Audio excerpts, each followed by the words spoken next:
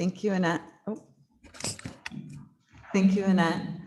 Beautiful music. Annette Gurnee Hull played The Call from the 5 Mystical Songs by R. Vaughn Williams. Good morning, and welcome to Humboldt Unitarian Universalist Fellowship, an open-minded, open-hearted home to everyone that values acceptance for all people and care for life on earth. I'm Laura Phelan-Shahin, and together with Pat McCutcheon, we will be your facilitators for today's service. Thank you so much for joining us. We humbly acknowledge that the fellowship grounds are located on unceded ancestral lands of the HUUF people. For over 10,000 years, Indigenous peoples lived sustainably on the land we now inhabit.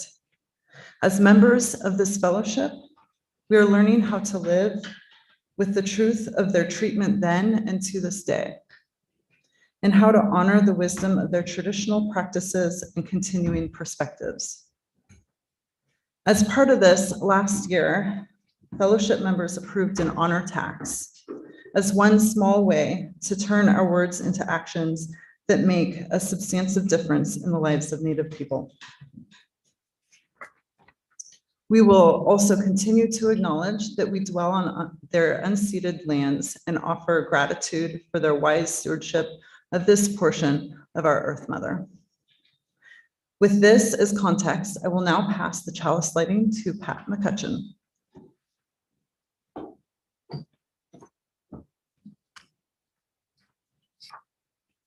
Let us begin by opening sacred space as we light the chalice with a poem by Sally Atkins. After we have cracked the categories, analyzed the knowing, decentered, deconstructed the world, art and beauty, ourselves, and knowing itself, can we stay in that place of unknowing, the uncertain, quivering, strange, mysterious, dark, and also beautiful place where the story breaks down the space between paradigms? And what does the artist say to us? She says, there is more. Open the door. Something calls the art, the other person, the tiny blue flower in its green grass bed beside the path.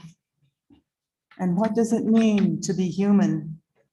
To respond to that call, to say, yes, I am here, and to stay there, not knowing, yes, I am still here. Now let us renew our commitment to the fellowship as we say together the words of our aspiration.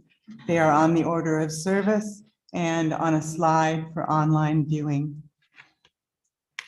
May love be the spirit of this fellowship. May the quest for truth be its sacrament and service be its prayer, to dwell together in peace, to seek knowledge in freedom, and to help one another in fellowship. This is our aspiration. And now, Elisabeth Harrington will lead us in a call and response. Good morning. So it's not often that I get to stand up and do something with tambourine. You know, part of being a musician is being flexible and taking advantage of whatever resources you have. So today I have two special things to help with the music. One is the tambourine, and the other is this little tiny instrument called a pitch pipe. You all have seen this, and I use this sometimes with a choir when we don't have piano. So I'm going to blow an A, 1, 3, 5, 3, 1. There's our first note. This is a call and response tune. When I was asked to share a song for today's service, it was supposed to be an upbeat call and response, and I didn't have to look much further than this book of children's songs. My son Harrison, who is 4 years old, is in a class called Music Together. And the point of that class is to get together and sing and dance and sometimes to do what's called improvise. You know what it means to improvise? Yeah, to kind of make it up as you go along. So we're all going to get a chance to do that this morning. But the name of this song is Singin' Every Day, and that's something that you can do. That's an artistic expression. What else can you do that's artistic that you can do every day and you don't even have to practice or prepare? What could you do? Anybody? What's that? Improvise. We go singing. There's dancing, drawing. What about writing? Weaving, painting? Yes. Okay. So I'm going to invite you to keep the beat with me. And I'm going to sing out. And would you repeat what I say? If we run out of things, then I'll ask you to share some more. Okay. Bum, bum, bum. Here we go. I'm singing every day and every night. Singing every day and every night. Singing every day and every night. Singing every day. La la, ready? La la la la la la la la la la la la la la la la la la. One more time. La la la la la la la la la la la la. Dancing. Well, I'm dancing every day and every night. Well, I'm dancing every day and every night. Dancing every day and every night. Dancing every day. La la. La la la la la la la la la la. La la la la la la la la. One more time. La la la la la la la la la. La la la la. Drawing. Well, I'm drawing every day and every night. Well, I'm drawing every day. Again. Yes, I'm drawing every day and every night. Drawing every day. La la. La la la la la la la la la la. La la la la la la la. One more time. La la la la la la la la la la. La la la la. Painting? Well, I'm painting every day and every night. I'm painting every day and every night. Yes, I'm painting every day and every night. Yes, I'm painting every day. La la. La la la la la la la la la la la la la. One more time. La la la la la la la la la la. La la la. How about weaving? Well, I'm weaving every day and every night. Yes, I'm weaving every day and every night. La la la la la la la la la la. La la la la la la la la la. I'm creating every day and every night. Yes, I'm creating every day and every night. La la la la la la la la la la la. La la la la la la la la la la. La la la la la la la. La la la la la la la la. Thank you. There are lots of things to do every day. Thank you all so much. What good singers you are. Have fun creating.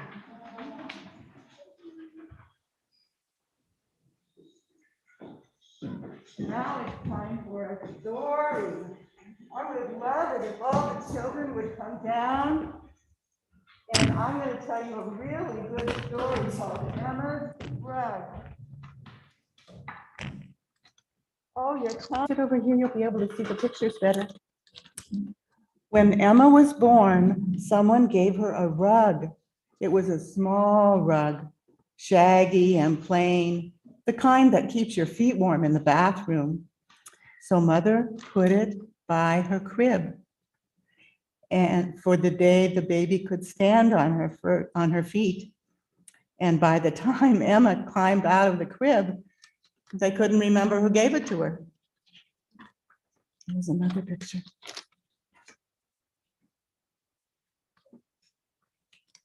Emma loved the rug. She lay on it and sat on it, and she was happy. When she began to walk, she carried it everywhere she went, but never stepped on it. Now she only stared at it, perfectly still for long periods of time. That's not a blanket, that's her television, Father said. What does she see in it? Mother asked. We'll find out. The picture. Before long, Emma began to draw and paint. Her parents were so impressed. Now that's a warthog, Father said. Where did she ever see a tapir? Mother would ask, or a pangolin. One weekend, Father put up a small drawing table in the kitchen, and right away, the kitchen became Emma's favorite place in the whole house.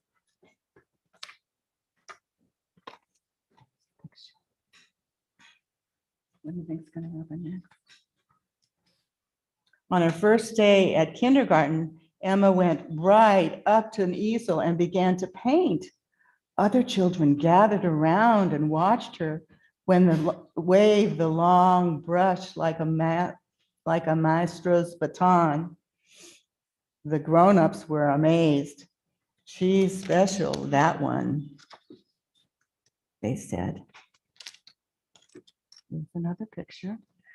There she is by one of her paintings. In the first grade, Emma won the top prize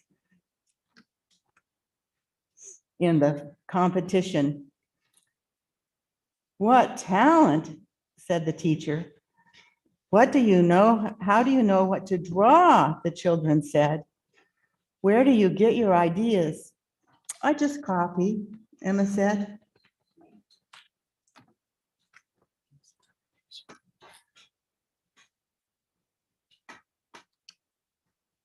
Emma won more prizes. Every time she entered a competition, she received the award. Sometimes it was a ribbon, other times a plaque or a trophy. Her room became filled with awards. Her parents were very proud, but Emma only looked at her rug, which she now kept hidden in the bottom drawer of her chest of drawers. What should I draw now? Emma asked the rug. One morning, this part gets a little sad. One morning, Mother went into Emma's room. She frowned at the unmade bed. Then she saw the rug with all the certificates on top. Goodness, she said, I don't think this thing's been washed ever. Wiggling her nose, she took the rug downstairs and put it in the washing machine. What do you think is going to happen? Uh-oh. Uh-oh. Look at this picture. When Emma came home, she went to her room and stared at the empty drawer. She dashed into the kitchen and said, "Where's my rug?" "Oh, I washed it. It must be dry by now," Mother said. "You washed my rug?" Emma charged downstairs. The rug had shriveled. It was ragged. All the fluff was gone. Emma cried out.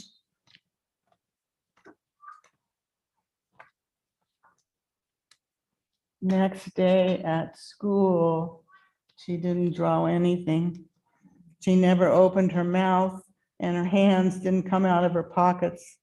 "Do you feel all right?" the teacher asked. Emma only nodded. You can use my crayons, Alex said. She pushed the box away. Days went by. Emma didn't speak, and soon the children ignored her. After a while, it was if she wasn't there at all. What do you think she's going to do next? Emma took down all the prizes, all the ribbons, all the plaques, all the certificates, and she took them and put them into cardboard boxes. She gathered up her colors and pencils and brushes. Then she took them all down to the garage and put them in the trash. The last thing she threw away was her rug. There, she said, kid stuff.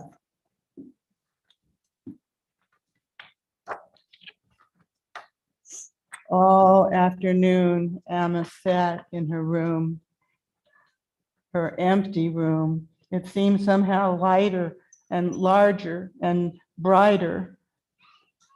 No more pictures, Emma murmured. Then something made her jump. From the corner of her eye, she thought she saw something moving.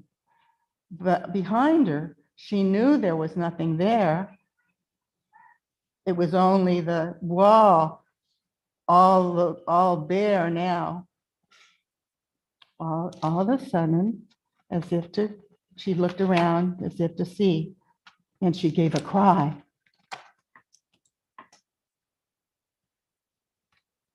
Emma rushed outside. It can't be, she said, breathing faster. She saw the eyes watching her and then the faces of creatures all around. She knew them from before. She had thought she would never see again. I can see you, Emma cried with joy. I can see you. The trees rustled as if laughing, and then it wasn't quiet. And look, she drew again. Now Emma knew the art was inside her. She could always feel inspired by the world around her. That's the end of the story. Now we're going to sing you to your religious exploration classes while Annette plays for us.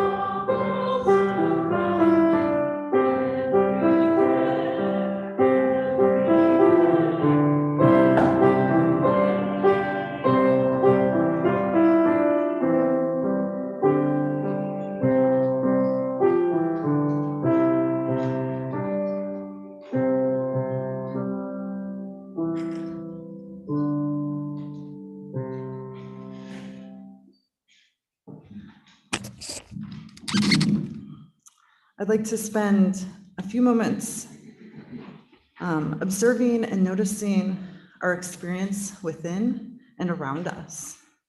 I'll prompt us in noticing our experiences through our senses.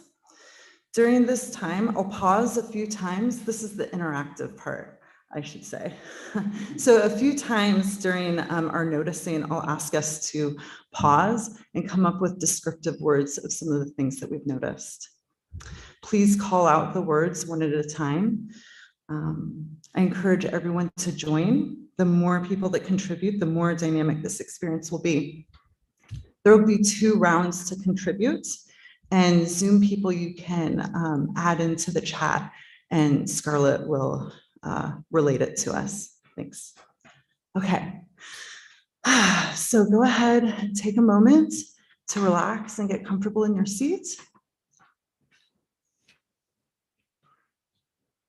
And go ahead and close your eyes, or you may just let your eyes gaze down toward a particular spot on the ground.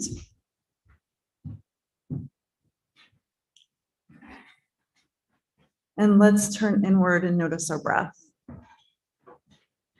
Taking a few moments to become curious about our breath, the expansion and contraction of our breath. Noticing that we're breathing together. Noticing the air around us.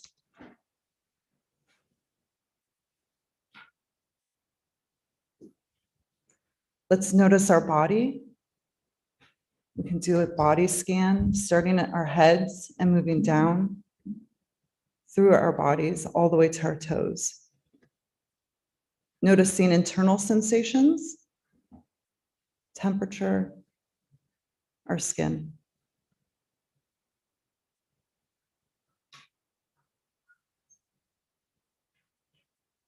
Let's notice our hands. No need to move them in any way, just notice what they're resting on. The texture, temperature.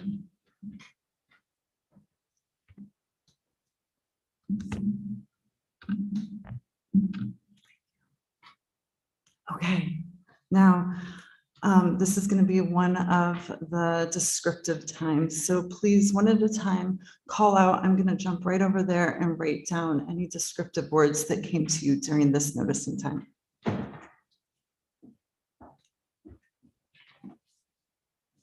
Who's going to be first? Warm. Warm, thank you.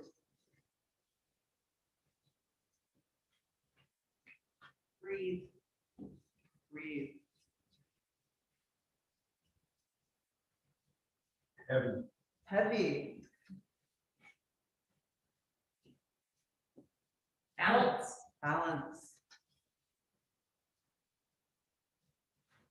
Full. Full. Sunny. Sunny. Rain. Rain. Rain. Rain. Rain. Rain. It's hard with the mask, sorry. I know. Sunflower.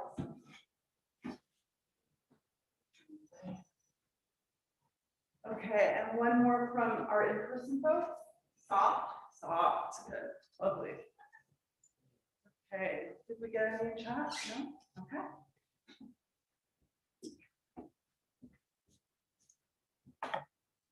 Okay, so let's move back into our noticing rhythm.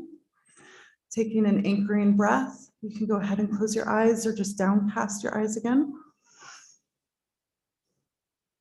And let's take a moment to notice what we hear. Noticing sounds inside this room and outside of this room.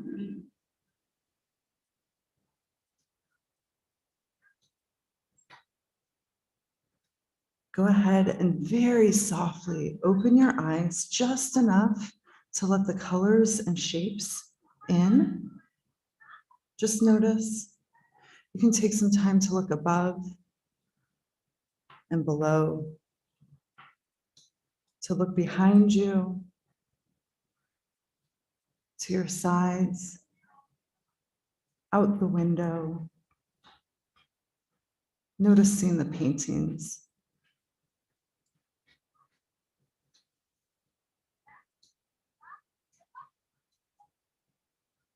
And coming back for an anchoring breath. And then we'll move into the descriptive words again. So calling out one at a time again.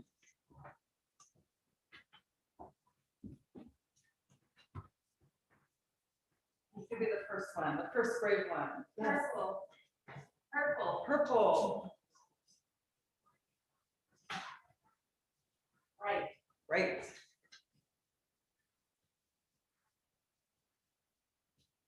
Breezy. Breezy. Fresh. Fresh. Play. Butterfly. Butterfly. I heard play. I'm going to add Chatter. Laughter. Life. Yes, I'm adding green. Chirping. Chirping.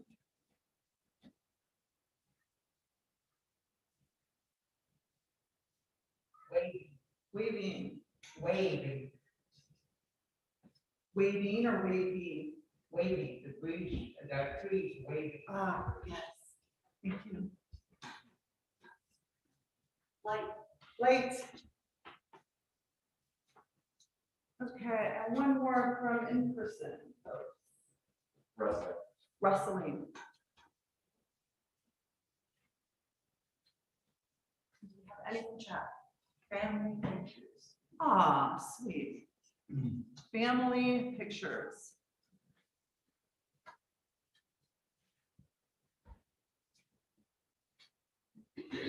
That's it. Okay, thank you. Thank you. This was an example of a community aesthetic response. I really appreciate everyone's participation. Pat is now going to take our words and she's going to make a poem for us that we'll hear at the end of this service.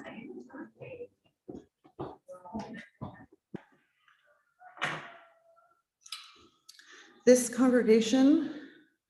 a congregation of mutual support. One of the ways we show this is by honoring joys or concerns we carry in our hearts. Maintaining social distance, I invite those who wish to share something to come forward, take a pebble or several from the bowl on the stand over there by the window, step to the microphone. Excuse me, I'm gonna put my water down. Step to the microphone, state your full name and brief joy or concern. No announcements, please.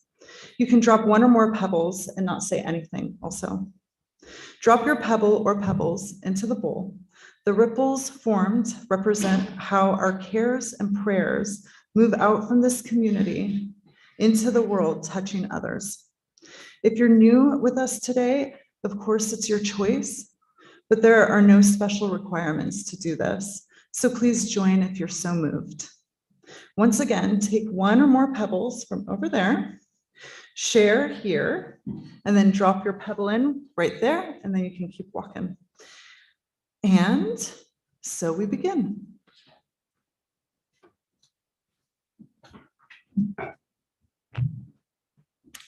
I rarely have to worry about the piano here because of Carmen Gentile and his wonderful care. But I haven't worried. And so last week when I was playing and I got to the very last note in my piece, and I was supposed to play it several times, it's the very highest note on the piano, and nothing came out. There was no pitch. And so I finally wrote to Bridget and she called Carmen, and the piano sounds beautiful today. So thank you, Carmen Gentile. I'm Annette Gurnee Hull, by the way.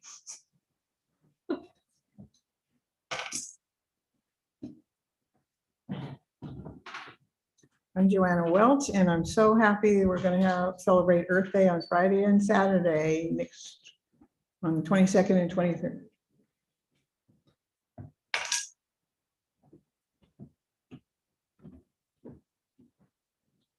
Hi, I'm Roy King, and I have two pebbles, both were a joy and concern that are linked to each other.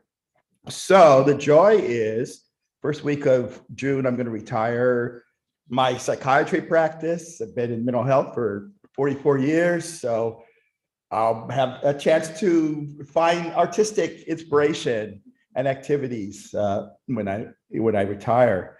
The concern, of course, is the other side, the obverse side of retirement is concern for my clients who, have a lot of worries themselves. And so if the congregation give thoughts and prayers to, all the folks that are impacted, by the dearth of mental health care in Humboldt, would be great.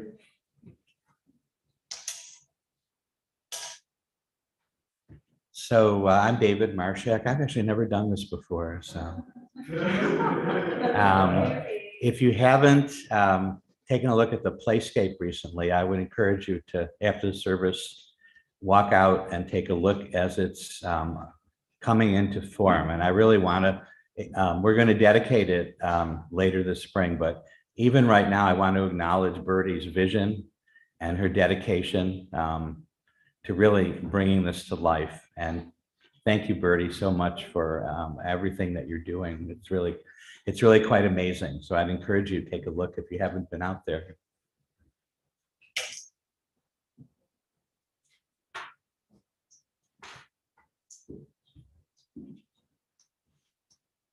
I am Cheryl Rao, and I'm the aesthetics chair. And this is Peggy Ho's photography. We put it up week before last, and it's amazing stuff, I feel. She has this process where she takes a really good photo in a digital way and gets them printed at Costco so that they explode for you. And that's just wonderful. My second pebble is related to sunflowers. Those of us at who do the Sunday paint out, which I go to sometimes instead of here, have a member who envisioned the idea that we could all, members of our Redwood Art Association or whomever heard the news, make pictures of sunflowers when they sold, they would go, the price of that would go to one of 3 rescue missions in Ukraine, that being their flower.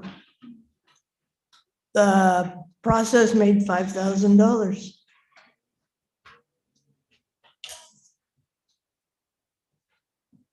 Hello, I'm Scarlett Tripp-Smith. I'm the technical coordinator here at HUUF, and I will be sharing the joys and sorrows from Zoom with us today. And today from Debbie Harrison and Greg Blomstrom, celebrating Rick and Jane Harrison, my brother and his wife, in their 50th wedding anniversary. And from Chip Sharp, thank you, Sina Marino, for helping to display and secure the HUUF Climate Action and Black Lives Matter banners in yesterday's wind gusting at 4th and B Streets in Eureka from noon to 1:30. It was windy. And a stone here for our new tech hire, Anna Bresser. She was in the emergency room on Friday with a kidney stone. She's back home recovering now, but just send your healing thoughts and energy towards her today.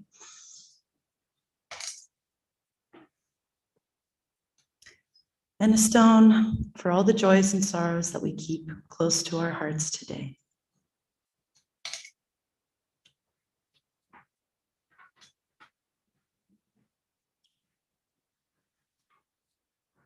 We hold in our care all that has been shared today and know that some things are so large, so fresh, or so fragile that tending to them inwardly seems best for now. We also hold these tender truths in our hearts and will now drop one last pebble for all unspoken joys and concerns connected with our beloved community. We'll follow this by a short period of silence during which you can add any unspoken cares or prayers.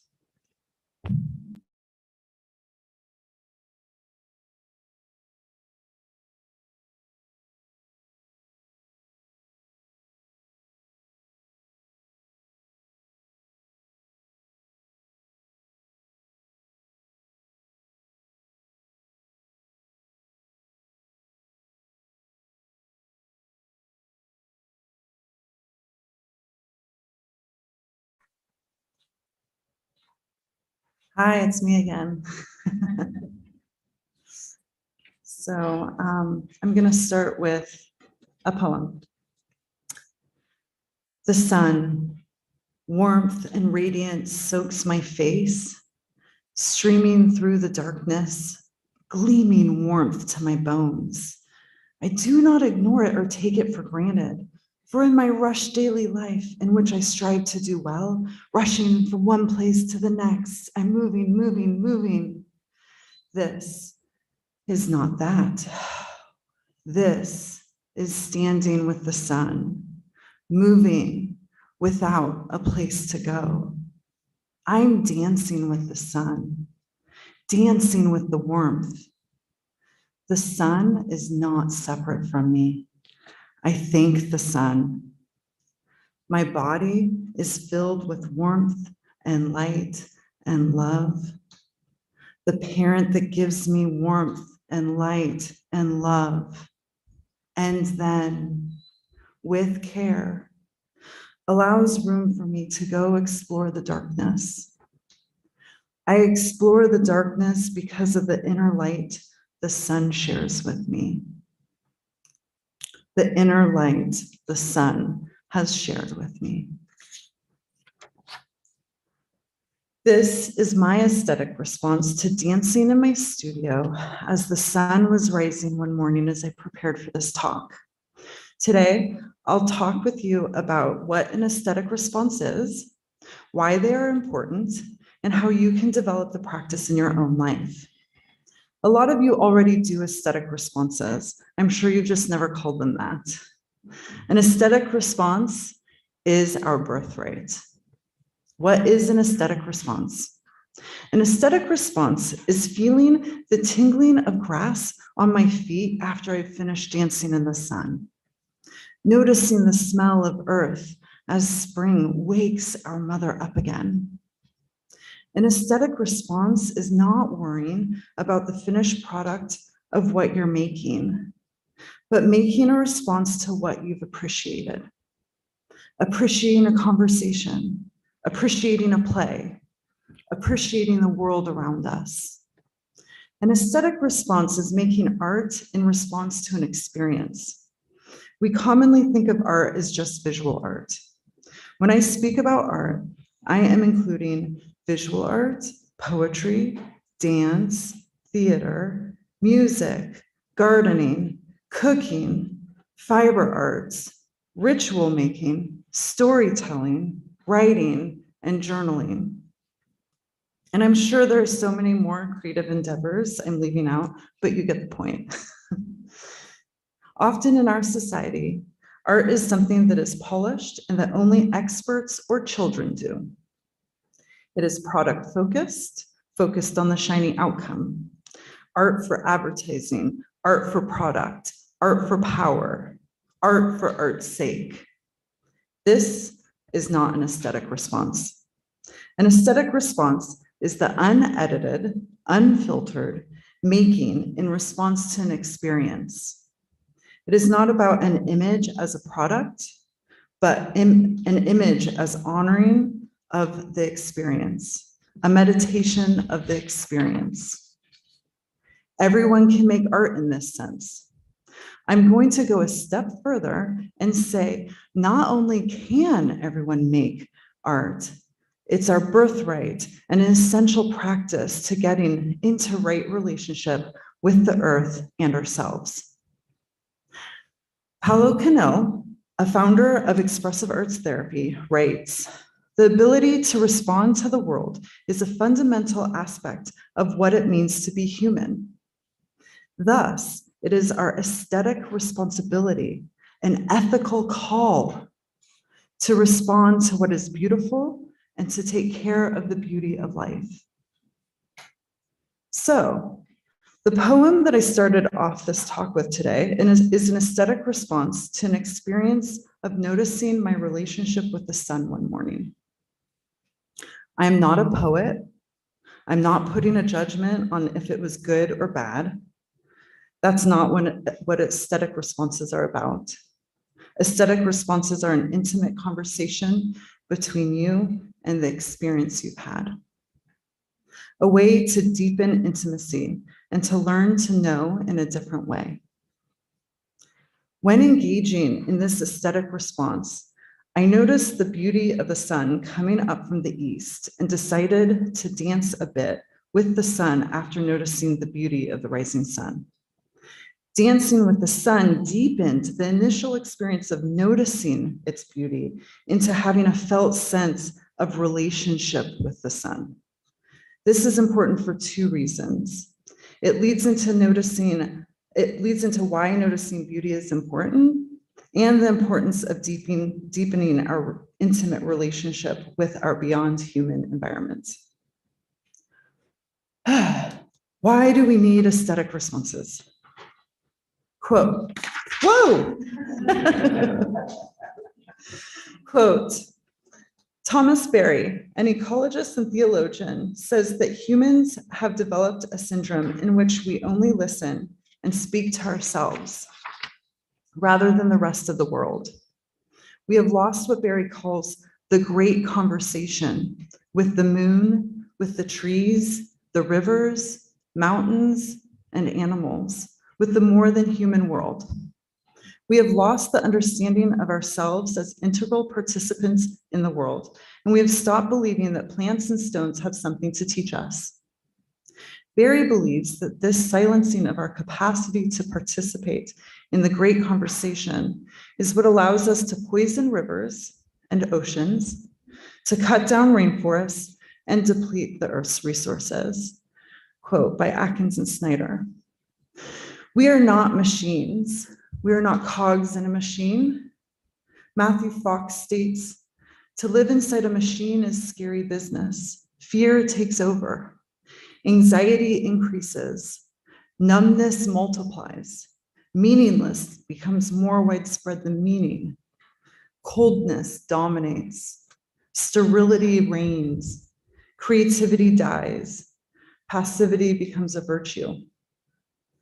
When we view ourselves and the planet as a machine, resources to be gathered, we grow a distance between ourselves and the earth. This is a false distance.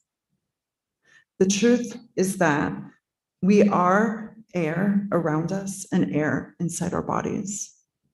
We are sacred waters around us and sacred waters inside our bodies.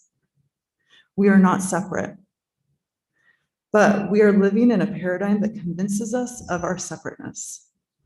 Beauty is not a valid enough reason to stop resource exploitation. Beauty has been minimized in the paradigm we're living in. Aesthetic responses are the medicine to waking up from this false paradigm and staying awake.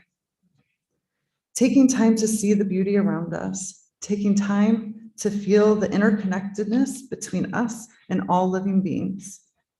Taking the time to respond is to honor the beauty we see, honor the life forms, to connect and to have a conversation with the divine. Most indigenous cultures of the world did and do not have this false sense of separateness. Most indigenous languages of the world also do not have a word for artist. This is because making in response to their surroundings and having an intimate, ongoing conversation with the world within and around them came and comes as naturally as breath. As Matthew Fox says it quite poetically when he writes, to be in touch with our hearts is to be in touch with the heart of the universe and the heart of the divine creator. Is this why indigenous peoples around the world put so much faith in the drum as the basic instrument of prayer? Because the drum beat bespeaks the beat of the heart, not just our human heart, but the hearts of the universe, the heart of the creator. To return to this heart is the purpose of all prayer and all meditation. When we return to this heart, the divine creativity flows again. Us Westerners need to go back to our indigenous roots and learn this lesson again for the health of the world. Quote, David Abram, an ecologist and philosopher, calls into question assumptions that the world is mechanistic and determined and that only humans have intelligent souls. He invites us instead into participation with the flesh of the world. This is the experience that each of us, in relation to the other, is both subject and object. When we enter a forest, we both see and are seen by the trees and plants and animals around us. This is our ancestral experience of reciprocity with the animate earth, our age-old reciprocity with the many-voiced landscape. Quote by Atkins and Snyder. We are all artists. Being an artist is our birthright. Being able to experience and make in response to our interconnected relationship to our world, our mother, is integral to get back into right relationship with ourselves and the earth. The way out of this crossroads we're at right now goes beyond just finding technical fixes to climate change. There is a spiritual, creative shift that needs to happen too. The way we can shift the psycho-spiritual paradigm we are living in is by acknowledging that we are nature's consciousness. We are not separate. We are nature, and we have a birthright to notice nature around us and within us and make these impressions, these aesthetic responses as a prayer, a meditation, a practice, an honoring of the interconnected nature of all beings. Mirroring the beauty and elegance back to consciousness. This will start to move our collective consciousness back into right relationship to ourselves and the cosmos. Quote, according to James Hillman, a Jungian psychologist, images are an interpretation of our individual consciousness with the consciousness of the world.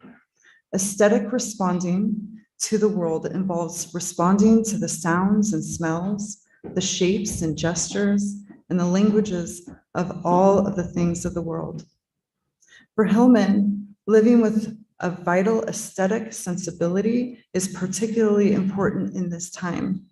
Through aesthetic sensibility, the soul experiences intimacy with the world and understands the world as more than objects to satisfy our consumer appetites or simply categories of scientific classifications.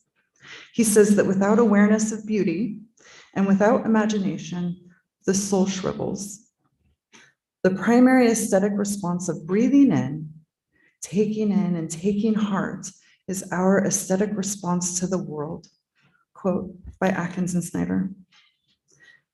How do we start an aesthetic response practice if we're newly reawakening to the world of creativity, or we want to deepen our practice? Matthew Fox further deepens a point Joanna Macy makes when he says that when your heart breaks, the universe can pour through. When the universe pours through, so too does the creativity of the universe. When we are making aesthetic responses, the universe is also making art. It is an ongoing symbiotic relationship. I believe that a practice of making aesthetic responses as meditation can start to bring us back into right relationship with the earth, ourselves, and all creatures around us. Earlier in the service, we did an aesthetic response together by noticing our environment around us and describing it together.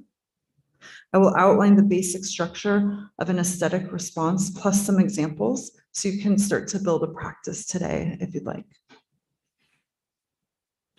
Notice nature with all your senses: sight, hearing, smell, touch, taste.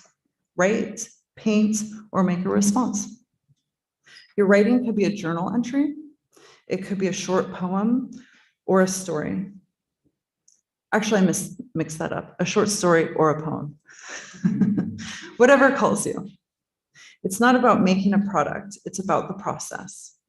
If you paint or draw, I suggest staying away from drawing actual images. Engage with colors and shapes and textures. Focus on making abstract images or use collage material. We are so steeped in product as value in our society, it will be very hard to keep your inner critic at bay if attempting to make representational images. As you move along in any artistic practice, ignore anything I have to say that doesn't fit for you. This is a conversation between you and the divine, and who am I to interrupt that? But it is some tips for getting started. Everything I'm about to list are examples of how this basic practice can be interpreted. It can be interpreted in an infinite number of ways.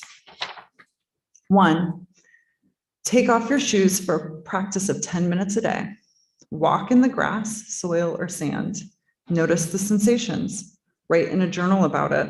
Make a collage or paint a painting. 2, grow an herb in your garden or in a pot in your house if you don't have a yard. Add it to the food you make. 3, notice the feel of the air around you and the breath inside you. Write about it or make an image in response. 4, go to the forest and find a secluded space off the main trail. Dance with the trees. No one's watching except for the trees. 5, go to the beach, collect natural objects and arrange them in the sands close to the water. Watch as the tide takes the aesthetic arrangement back out to sea. 6, build a fire, dance, sing, or tell a story around it. Brian Swim, a scientist, says, if you let hydrogen gas alone for 13 billion years, it becomes giraffes, rose bushes, and humans.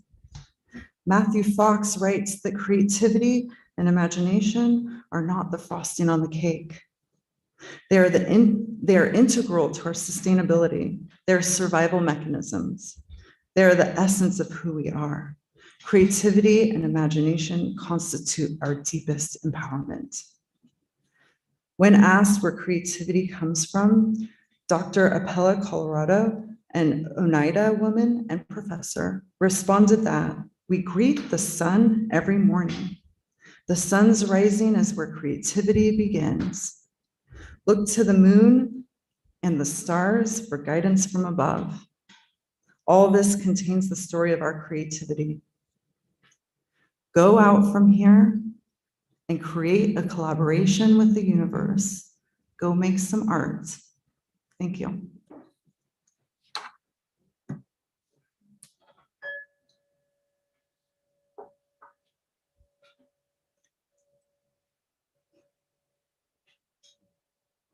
And I'm back again. Hi. We come to this fellowship because we love what exists here. A living entity, and like all living things, it must have nurturance and sustenance. Its breath, its heartbeat, its life itself can only be derived from its living components, us. For those of you with us on Zoom, and we're glad you are, there's a slide that provides options on how to contribute to the financial health of this fellowship. For those here, if you have Venmo on your phone, you can scan the QR code on your order of service to donate that way. Or you may drop a check or cash into the baskets backed by David as you depart today. Please make checks out to HUUF, HUUF. This morning's offering will now be gratefully received as Annette Gurnee Hull blesses us with music, Nocturne by Vaughn Williams.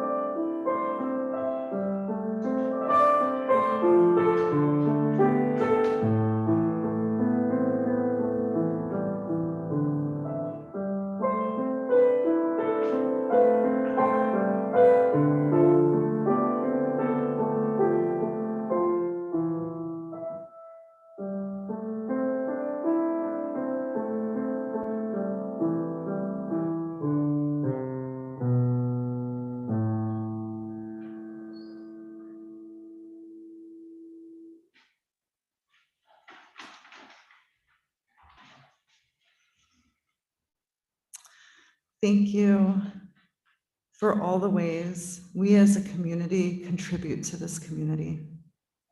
Thank you, Annette, for the beautiful music. May love and wisdom be in your mind. May love and courage be in your heart. May love and strength be in your hands. May the spirit of creativity move you today and all of your days. Go in peace, walk in love, and be a light into this world. I will now pass it back to Pat to extinguish the chalice with a poem that we all helped write. It calls itself Collaboration with the Universe. Balance, warm, chirping laughter, flickering, bright as a sunny butterfly, waving purple wings, with family pictures rustling in your memory, some heavy, some light, some sun, some rain. Balance, a sunflower blessing, a breezy hello, chatter wafting to your ears with children's green voices at play, your soft breath, your fresh life. Whole.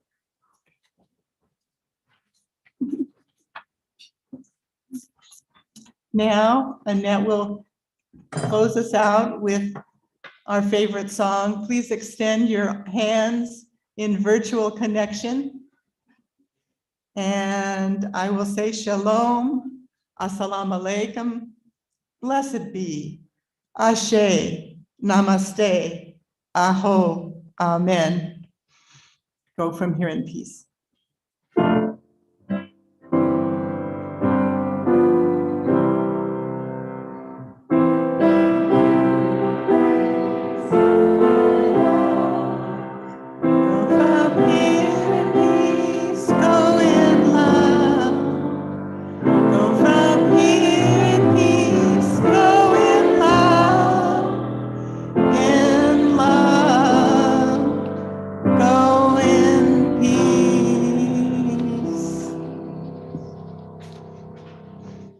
Thank you.